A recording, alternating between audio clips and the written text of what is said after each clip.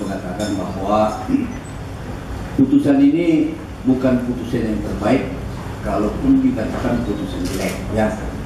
Tapi suka atau tidak suka, mau atau tidak mau, karena ini sudah putusan pengadilan, kita harus laksanakan. Jadi sebetulnya kelemahan-kelemahan daripada persidangan itu, artinya memperlihatkan saksi tidak fair, kemudian pihak apa juga tidak fair, dan harusnya dalam kolom bawah segala macam. Inilah yang sebetulnya untuk mengontrol ini adalah lembaga pengadilan di atasnya. KPU harus kasasi. Nah, ini suatu pertanyaan juga, kok KPU kenapa nggak kasasi, dia kalah. Dan kekalahannya itu sebetulnya kekalahannya ini kalau dari segi permainan persidangan tidak terhormat ini. Kok diterima itu kekalahan itu?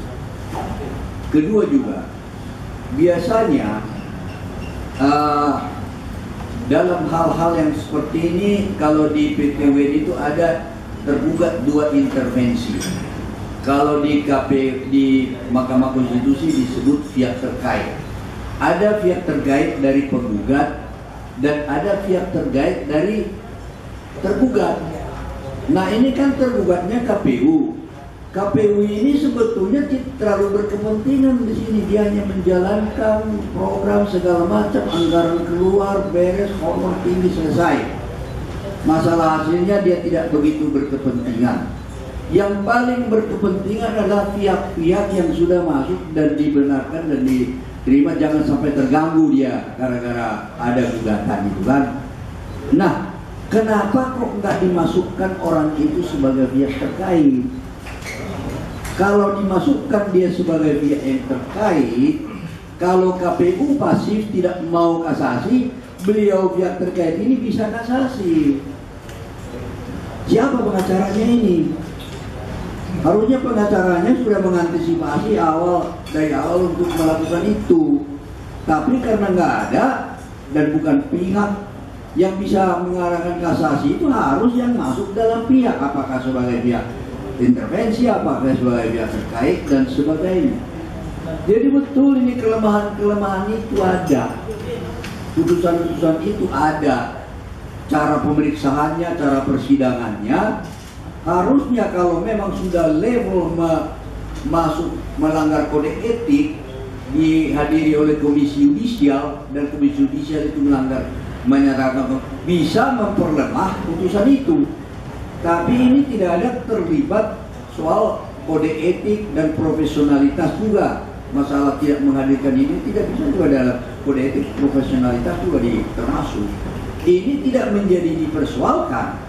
Karena semua ini tidak dipersoalkan, makanya saya katakan suka atau tidak suka, senang atau tidak senang, ini namanya sudah putusan pengadilan. Apa boleh buat? Kemudian, apakah pengadilan lebih tinggi daripada DPP Golkar dalam hal mencantumkan itu? Sebetulnya ada suatu azas ya, ada hakim suatu azas di dalam memeriksa atau menjalankan perkara-perkara pemerintahan oleh pengadilan, utamanya itu termasuk juga pengadilan negeri atau pengadilan apapun namanya. Ada hakim yang mengatakan hakim atau pengadilan tidak boleh terlalu jauh duduk di kursi pemerintahan seolah-olah dia itu pemerintah itu sendiri. Itu tidak boleh. Kemudian juga hakim dalam memutus perkara tidak boleh seperti bertingkah sebagai atasan daripada pemerintahan. Itu tidak boleh. Dan di common law dikatakan hakim tidak boleh never standing in the shoes of the government. Jadi dia tidak makanya dia hanya berwenang dalam diktum tadi. Diktumnya tadi itu adalah menyatakan pemilihan sengketa tidak sah.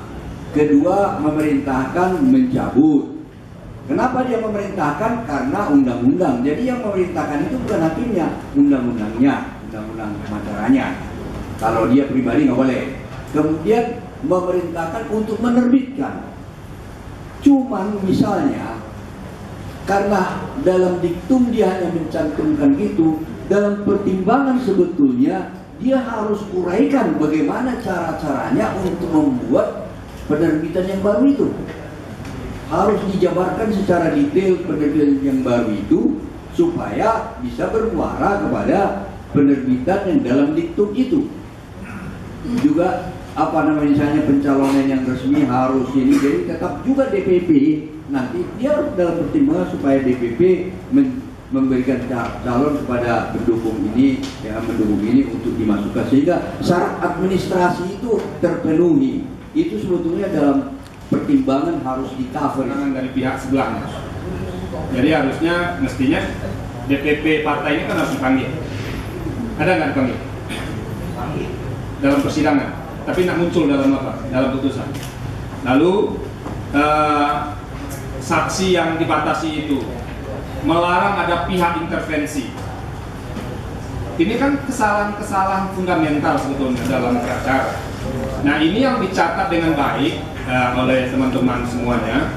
Lalu ini sembari melakukan terobosan tadi, jadi diupayakan apa? Diupayakan kayak PK itu. Ini kan terobosan saja. Saya mencari celah yang mungkin untuk menerobos ini, dan bisa juga dilaporkan indikasi awal pelanggaran kode etik misalnya ke Komisi Yudisial yang terkait dengan soal-soal yang begini.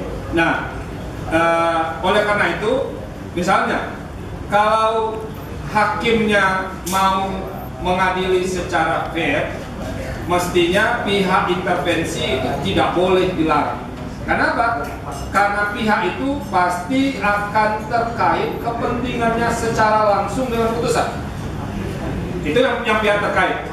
Jadi tidak ada alasan untuk melarang itu. Nah, itu bisa dijadikan catatan kalau mau melakukan proses hukum berikutnya. Langkah-langkah yang kita lakukan kayak hari ini datang ke Pak Rambe itu kan langkah politik.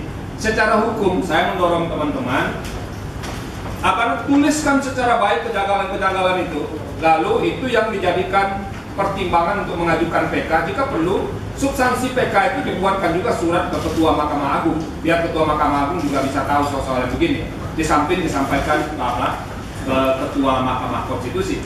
Akan jauh lebih fair misalnya, saya setuju dengan Pak Lintong tadi, kalau dia akan menetapkan pasangan tertentu, kayak di sini mengabulkan ini, pasangan Hari Marbun ini, harusnya dia tidak boleh menetapkan ini pasangan yang jadi. Harus ada proses untuk verifikasi. Ini ada juga proses verifikasi. Dari mana hakim tahu dia memenuhi persyaratan atau tidak? Jadi kebanyakan putusan dari PT UN sebelumnya di pilkada itu kalau dia memasukkan itu selalu kata memasukkan nama yang bersangkutan apabila nama pasangan ini lolos verifikasi pasangan calon. Harusnya ada begitu, tapi ini tidak ada juga. Jadi secara formal ini banyak lemahnya, dan itulah sekarang tugas kita mengoreksi kelemahan-kelemahan ini. Lebih cepat, lebih baik menurut saya melakukan langkah hukum di samping langkah-langkah politik yang mungkin saya tidak memiliki kompetensi untuk menjelaskan. Tapi secara hukum banyak kelemahan. Dan kelemahan itu menurut saya harus disampaikan, dan harus ada upaya hukum yang dilakukan sekalipun itu kayak berupaya melakukan terobosan. Salah satunya mengajukan PK.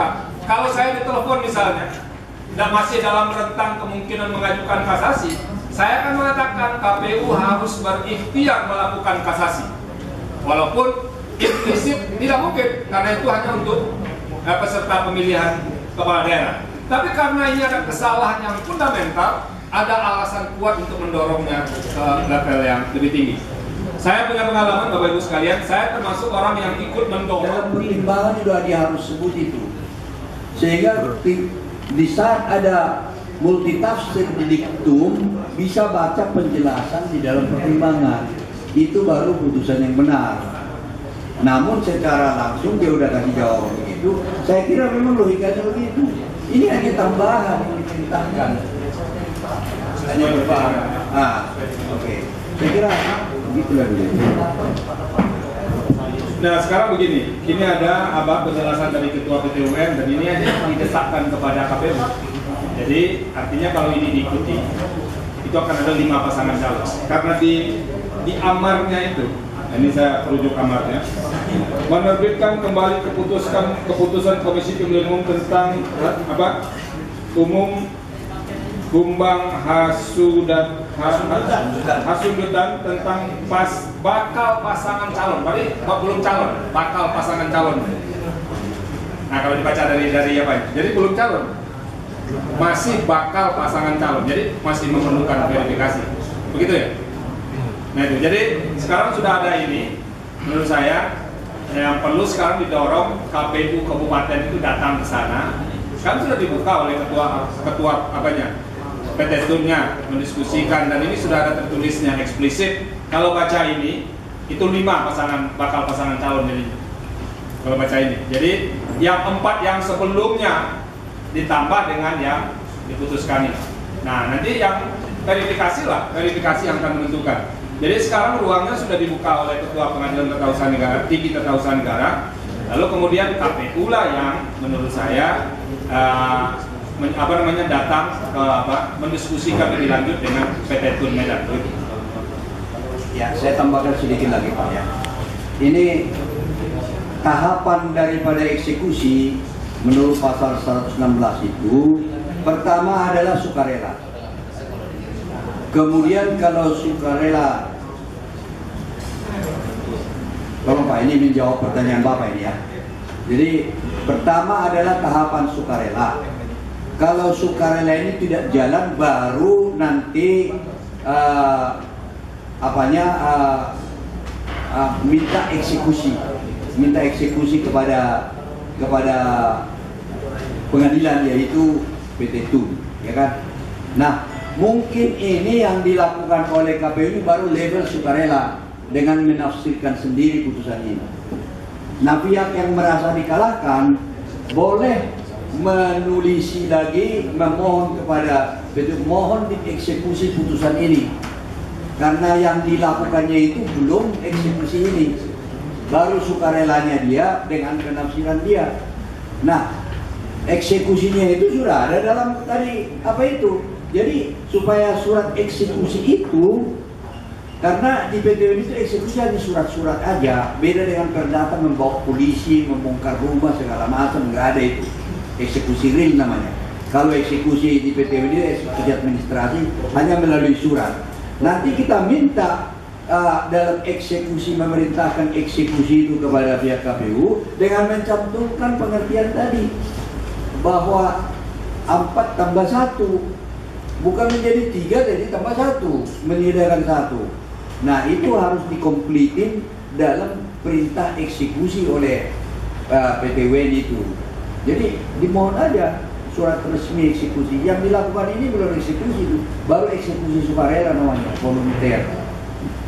Oke, tahapan yang dibawa kepada KPU untuk dilaksanakan ini dengan rincian yang tadi, bahwa itu bukan 3 tambah 1 tapi 4 tambah 1. Harus begitu. Jadi dia KPU nggak berkutik lagi. Minta surat itu, surat penetapan eksekusi namanya. Ya, oke. Apa yang harus dilakukan? Nah, ada upaya ini. Nah, beruntung sekarang ada surat dari ketua PT Tun. Sudah, pakai saja surat ketua PT Tun itu sebagai salah satu upaya kita. Gitu. Jadi untuk menyampaikan ke KPU. Ini ada loh surat dari Ketua Pengadilan Tinggi Tata Usaha Negara, yang kita tahu KPU kan nggak boleh menafsirkan Pak ya, menafsirkan hukum itu kerja hakim. Ya. Nah, jadi KPU tidak boleh menafsirkan. Ini loh dari pengadilan itu sendiri. Nah, kirimkan itu cepat ke mereka. Sembari menurut saya KPU harus datang ke PT Tun. Nah, dan saran Pak Lintong tadi juga segera dilaksanakan. Jadi ini situasi yang sudah kayak begini Pak, memang segala upaya sepanjang dibenarkan oleh hukum itu harus dilakukan. Nah, itu menurut saya. Ini beliau menawarkan ini, ditembus saja semuanya. Itu yang bisa ditawarkan. Kalau Bapak berhenti sudah, ini berarti sudah harus dieksekusi ini barang. Pak, ini masalahnya.